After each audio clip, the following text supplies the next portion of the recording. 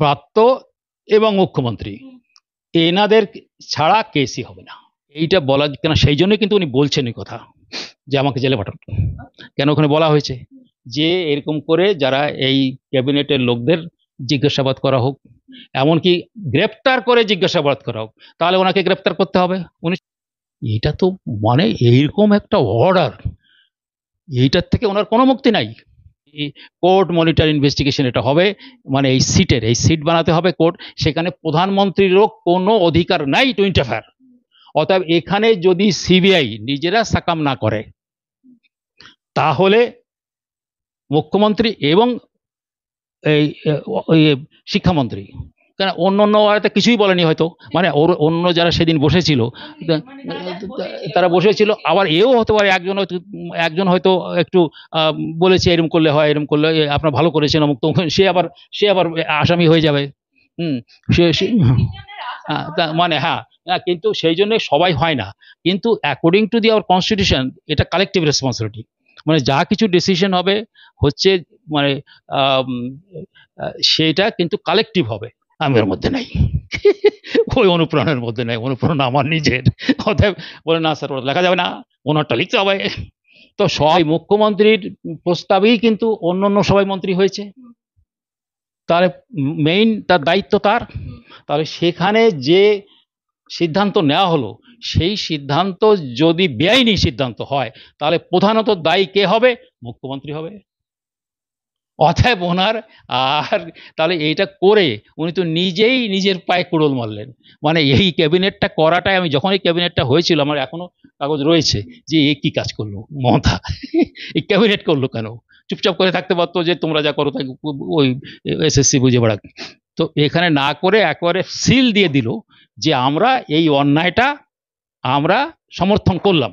এখানে একটা কথা আমি বলি যে এই যে ক্যাবিনেটে সিদ্ধান্ত গ্রহণ হচ্ছে তখন কিন্তু শিক্ষামন্ত্রী পার্থ চট্টোপাধ্যায় নয়, তখন কিন্তু শিক্ষামন্ত্রী ব্রাত্য বসু।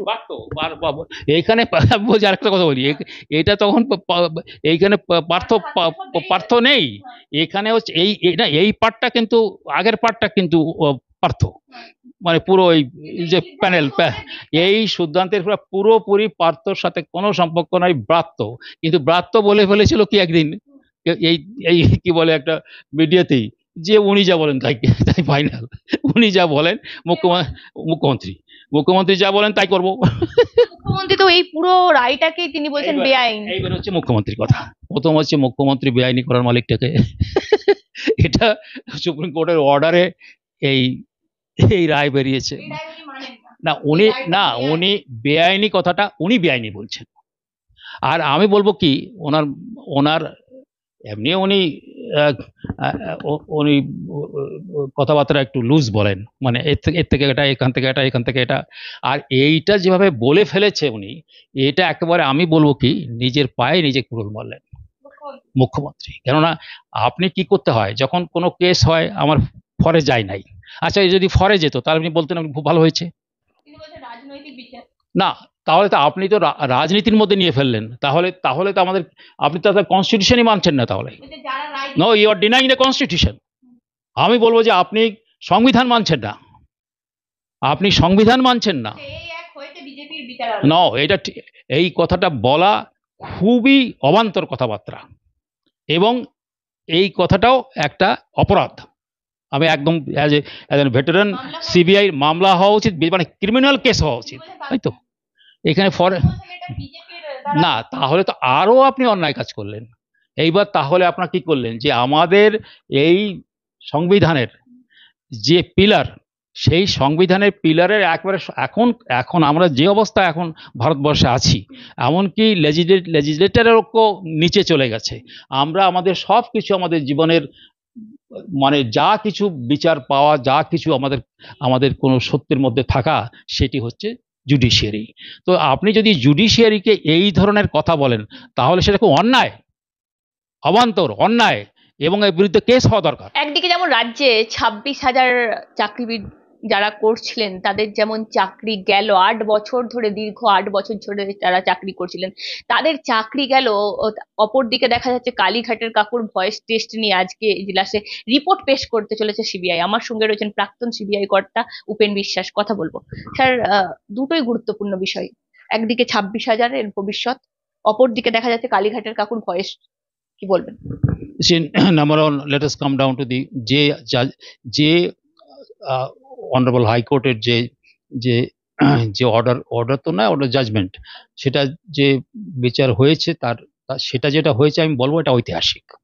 এবং ঐতিহাসিক কেন, তারা এমন মানে অনেক দিন ধরে একেবারে সূক্ষ্ম থেকে সূক্ষ্মতর করে একটা পয়েন্ট ধরে ধরে ধরে ধরে ধরে ধরে ওনারা এই এই এই যে জাজমেন্টটা দিয়েছেন, আমি প্রথমেই বলবো যে এটা একটা ঐতিহাসিক। এবং এই এতগুলো লোক এখন কি হয়, তাদের মধ্যে অনেক অপশন ছিল, ওরা বলছেন যে আমাদের কোনো অনেক অপশন আছে। প্রথম হচ্ছে যে প্যানেলটা বানানো হয়েছিল, সেই প্যানেলটার what is the value of that panel. দেখা গেল সেই প্যানেলে কমসে কম ওনারা নিজেরা কি করেছেন, 17টা পয়েন্ট দিয়ে ওনারা দেখলেন যে 17টা দুর্নীতি। এইটা করতে গিয়ে তারা মানে এই প্যানেলটা বানাতে গিয়ে প্যানেলটা তার মানে ওই চাকরিগুলো কিভাবে হবে না হবে না তাই করতে গিয়ে, সেটা তো একটা প্যানেল বলা হয়, সেটা করতে গিয়ে তারা 17টা দুর্নীতি করলো। এখন এই 17টা দুর্নীতি যদি হয় একটা প্যানেল করতে গিয়ে, তাহলে এই যে মহামান্য বিচারকরা এটাকে কি করে ভাগ করে দেখবে, পুরো প্যানেলটাই তাহলে ফেলে দিতে হবে। এলো 1 নম্বর। 2 নম্বর হচ্ছে বারবার করে আমি নিজেও অনেকবার কোর্টে গিয়েছি, অভিজিৎ গঙ্গোপাধ্যায় আমাকে পার্টি করতে বলেছিলেন, তারপরে উনি তো নিজে করতে পারেন না, ডাইরেকশন দিয়েছিলেন যে ওনাকে পার্টি করা হোক। তো আমি দেখেছিলাম যে বারবার ওনাদের বলা হচ্ছে, কারণ আমি বলেছিলাম যে মিলর্ড আপনি যদি এই সব কিছু তদন্ত করাতে বলেন তাহলে 10 বছরও কিছু করা যাবে না, তাহলে আপনাকে সিলেক্টিভ হতে হবে। আর এই যারা পয়সা দিয়ে এই চাকরিটা পেয়েছে এবং যারা এমনিতে পেয়েছে, সেটা তো ওই মানে ওএমআর শিট মানে হচ্ছে যে খাতা আমরা এই মানে এই সময় পরীক্ষার সময় বাংলা হয়তো উত্তরপত্র বলা হয় যে আমরা তো ওইটাতে যদি ওরা বলতে পারে, সেটা একমাত্রই বলতে পারে কারা, সেটা হচ্ছে এসএসসি বা আরো প্রাইমারি, তারা প্রাইমারি বোর্ডে যারা আছে। তো এইটা যদি না হয় তাহলে কিন্তু আমরা পথ হারিয়ে ফেলবো। তো উনি বারবার তাদেরকে বলে যাচ্ছিলেন যে আপনারা বলেন, একটা স্ট্যান্ড নিন যে এতগুলো ওএমআর শিট হচ্ছে ঠিক না আর এতগুলো ঠিক আমাদের দিন, কিন্তু সেটা দিতে পারলো না। এবং যারা লার্নেড ওনাদের অ্যাডভোকেটস, তারা খুব এম্বারাসড হচ্ছে এবং তারা কোনো উত্তর দিতে পারছে না। তারা কোনো সময় তারা সরে গেল, মানে অলমোস্ট বলা হয় যে মানে স্লিপড অ্যাওয়ে, যে কোথায় গেলেন উনি, বলে নেই। তো তারপরে এমনকি মানে অফিসারদেরও ডাকা হলো, তারাও কিছু বলতে পারছে না। তাহলে কি হবে? তাহলে আমরা যিনি এই পুরো জিনিসটা আবার সুপ্রিম কোর্টের অর্ডারে কিন্তু ওনারা, কেন এরা সুপ্রিম কোর্টে গিয়েছিল, সুপ্রিম কোর্টের বেঞ্চ সুপ্রিম কোর্টে অর্ডার গিয়ে মানে অভিজিৎ গঙ্গোপাধ্যায় যে অর্ডারটা দিয়েছিলেন তার বিরুদ্ধে তারা সুপ্রিম কোর্টে গিয়েছিল। সুপ্রিম কোর্ট বললো যে ঠিক আছে, একটা চিফ জাস্টিসকে বলা হবে আপনি একটা বেঞ্চ তৈরি করেন, বেঞ্চ তৈরি করে এটাকে করে এতদিনের মধ্যে এটাকে কমপ্লিট করেন। তো তাহলে আমাদের এই জিনিসটা বুঝতে হবে যে তারা এটাকে দেখে, এখন আমি বলি কি, আমি যদি একজন ইনভেস্টিগেটর হই, তো আমি তো দেখবো কি যে আমার কেসটা কিভাবে দাঁড়ায়, তাই তো? এখন দেখা হচ্ছে যে সে সিবিআই রিপোর্ট দিয়েছে, বাগ কমিটি রিপোর্ট দিয়েছে, এবং এরা বিভিন্ন সময় নিজেরাই বলেছে যে এটা ঠিক না, মানে ধরা খেয়ে গেছে কেমন। এবং এখানে উনি একেবারে ডেট দিয়ে বলছেন কোন ডেটে কোন হিয়ারিং এর দিন। ওই এসএসসি লোকেরাই বলছে এটা ঠিক হয় নাই, গভর্নমেন্ট বলছে এটা ঠিক হয় নাই, বাগ কমিটির রিপোর্ট, এসএসসির রিপোর্ট, সিবিআই রিপোর্ট, এই সব বিশ্লেষণ করে তারা দেখলো কি যে 17টা ভাগে ভাগ করা যায় কিভাবে এই দুর্নীতিটা হয়েছে। তাহলে এতগুলো দুর্নীতি হওয়ার ফলে আমি তাহলে কোনটা এই সামান্যটুকুন বলবো যে এইটুকুন ঠিক আছে এইটুকুন ঠিক নাই, এটা বলা অসম্ভব। অর্ডার দিয়েছেন তারা, যেটা অভিজিৎ গঙ্গোপাধ্যায় নিজেও দিয়েছিল, যে আপনারা আর একটা যে আপনাদের আমাদের পার্লামেন্টে থেকে আপনি আমাদের কি হয় সেখানেও একটা কি আছে, এইখানে চিফ মিনিস্টার আছে, অন্য মিনিস্টার আছে, তো তাদের তাদের সেই মিনিস্টারদের নিয়ে আপনার বসতে হয়, তাকে কি বলে? ক্যাবিনেট বলা হয়, তাই তো?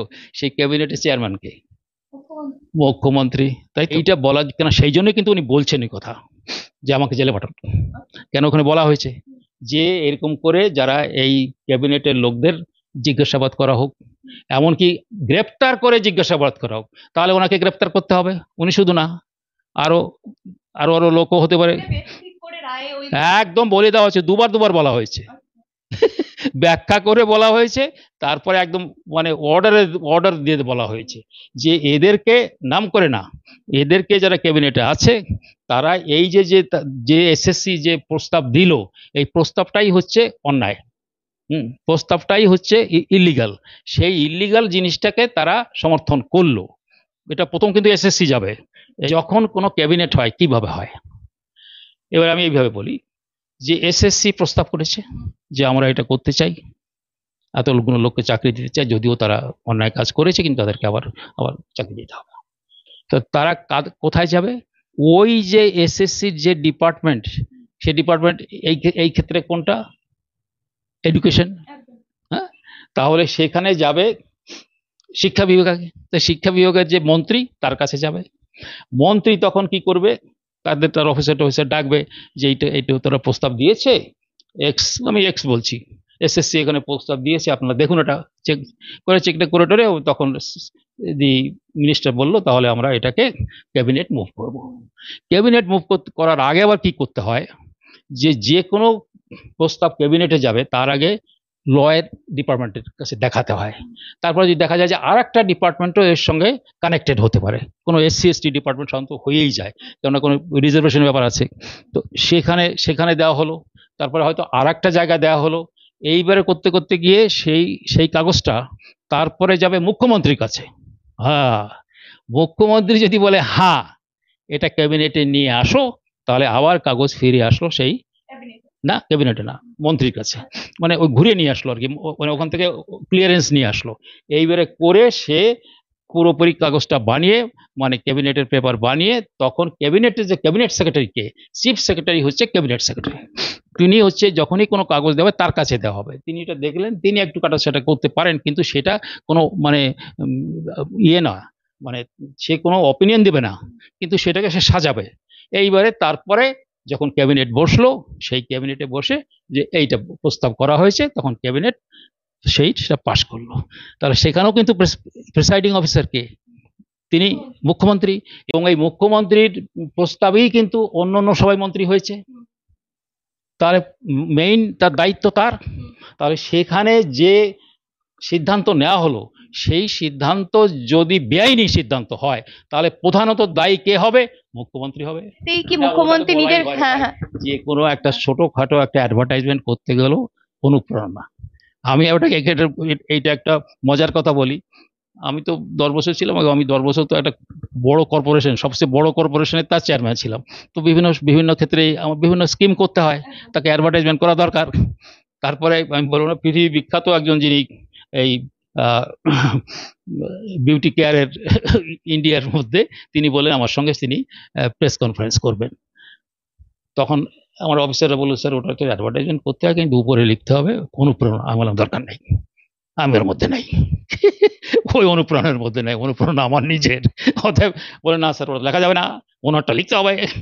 তো সব কিছু লিখতেই হবে, অতএব ওটা আমি ছেড়ে দিলাম, ও সমস্ত কথাবার্তা আপনারা কি করছেন না করছেন।